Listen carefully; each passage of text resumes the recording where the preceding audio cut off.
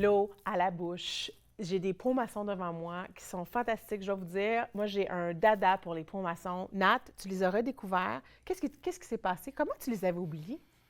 Bien, c'est qu'on en parlait un petit peu avant l'émission. Des pots maçons, je ne sais pas si c'est comme ça dans toutes les maisons, mais on en a. À un moment donné, on passe une phase où on fait des conserves, mais les pots, on les garde après. Oui.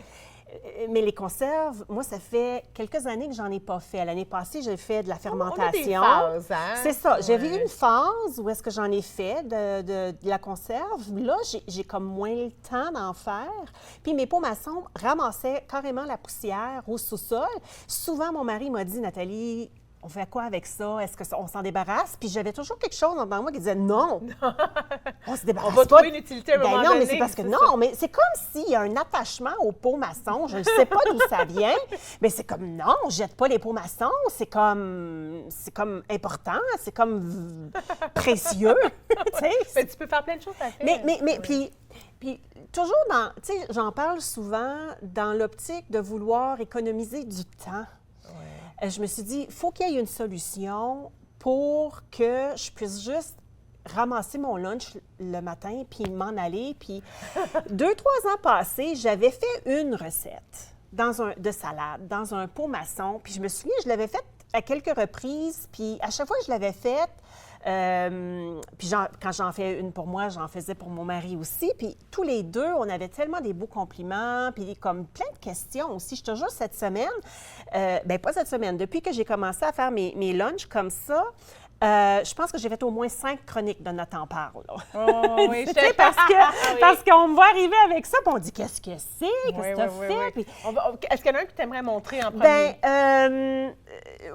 ben, si tu veux, je vais juste dire, j'ai commencé à penser salade. J'aime beaucoup l'été, les salades, tout ça. Oui. Mais à un moment donné, ce qu'il y a d'intéressant avec le pot maçon, c'est qu'on peut aller au-delà de la salade. Il n'y a pas juste des salades qu'on peut faire. Puis là, c'est là que j'ai découvert comme tout un univers avec les pots maçons. C'est vrai que tu dis ça parce que moi, j'ai passé ma phase salade pour maçon en début d'année. Je l'ai fait peut-être 2-3 mois. Puis après ça, à un moment donné, je ne me tentais plus pour des salades. Tu sais, comme...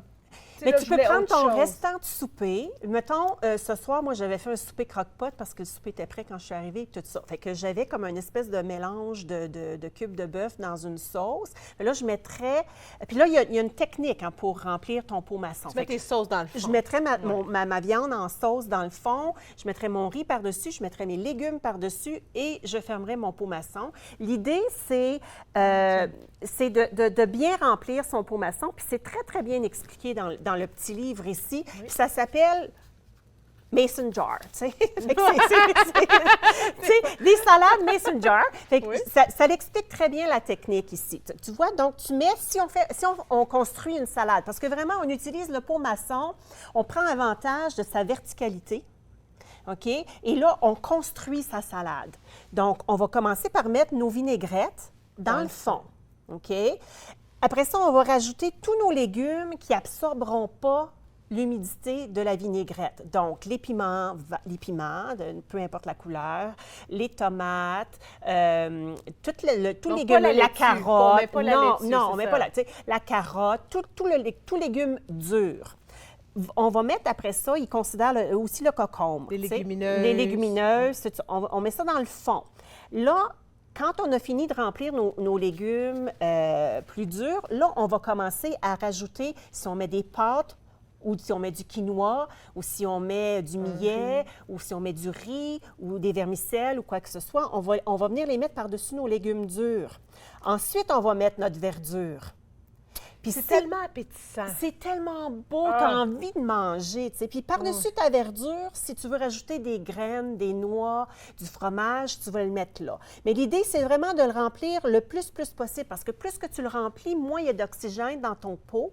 Quand tu fermes ton pot maçon, à ce moment-là, ça se conserve beaucoup plus longtemps. Et comme tu n'as pas mélangé tes liquides avec tes solides, des choses comme ça, au moment où tu verses ta salade dans un bol et que tu le mélanges, il va avoir conservé sa fraîcheur, ta laitue va être encore croustillante, tes légumes vont être croustillants. Donc, c'est comme si tu venais juste de la faire, ta salade. Et là, tu pourrais te faire ça ton dimanche, puis tu as ça pour ta semaine. Exactement. Moi, c'est ça. Là. En principe, je fais 2 recettes.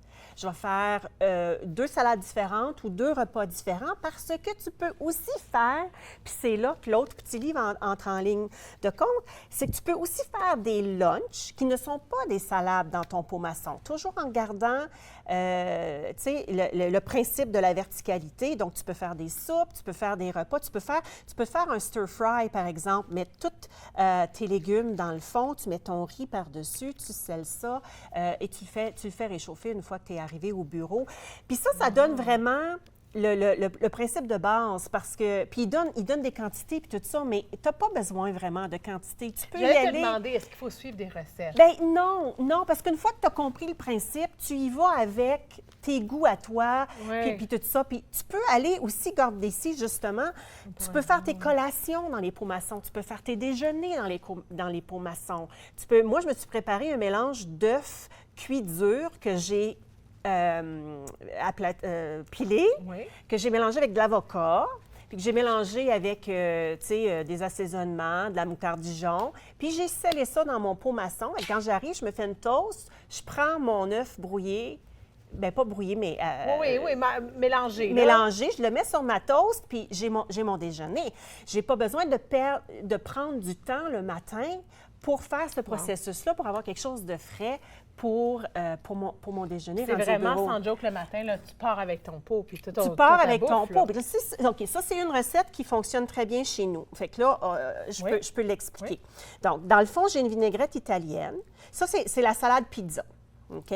Donc, j'ai une vinaigrette italienne, j'ai du piment vert, des tomates cerises coupées en 2, des olives noires. Là, j'ai mes pâtes. Ici, j'ai du basilic et des épinards coupés, hachés. J'ai du salami, du prosciutto et du fromage. Tu as inventé la recette? Ça, c'est une recette que, oui, j'ai décidé qu'est-ce qui pourrait, tu sais. Donc, OK, très bien. Et ouais, là, c'est un inspiré de plein d'affaires, mais Oh, puis oui. c'est une... Puis pas juste pour...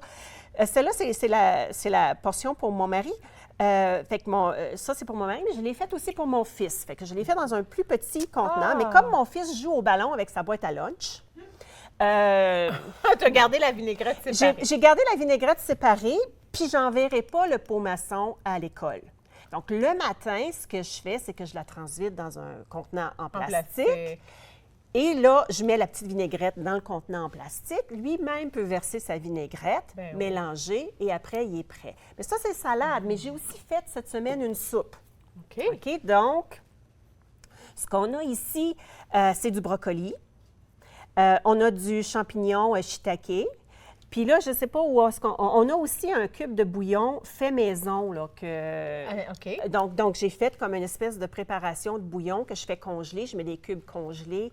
Ouais, c'est ça que tu as fait. Mais d'un cube du bouillon... Bien, tu sais, du bouillon instantané. Oui, là. tu le dilues.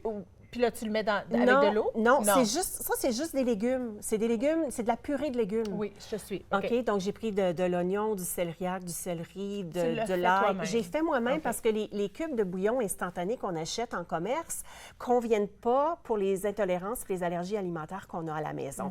Mais toi, chez toi, vous n'avez pas cette ça. dynamique-là. Tu pourrais facilement juste te prendre un cube de bouillon instantané, le mettre dans ton pot. Mais qui il va faut créer faire la attention quand même aux ingrédients dans ton cube. C'est là où Absolument, c'est pour ça que moi, je le fais à la maison. Tu sais. Oui. Fait que là, j'ai mes nouilles ramen que j'ai déjà fait partiellement cuire, des crevettes, du bok choy. Et puis là, comme mon pot n'était pas plein à 100 moi, ça donne que je suis équipée pour sceller mes pots. Alors, OK? tu les Il est scelles. scellé. Donc là, étant donné que j'ai plus d'espace Merci, et Nat. plus C'est d'air, déjà tout. ça. C'est déjà tout. Des pots maçons, j'espère que vous inspire. Restez là. On continue après la pause. C'est super bon, Nat.